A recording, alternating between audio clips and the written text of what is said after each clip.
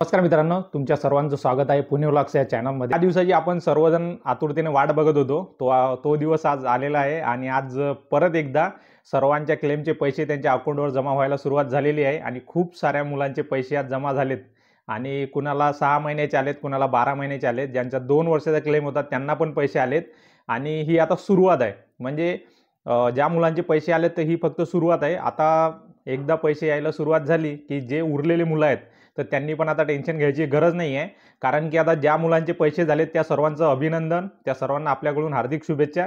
आणि ज्या मुलांचे पैसे आलेले नाहीत तर त्या सर्वांनी टेन्शन घ्यायची गरज नाही। एकदा पैसे यायला सुरुवात झाली का आज उद्या परवा असे करून टप्प्याटप्प्यात पैसे वाटप होत असतात।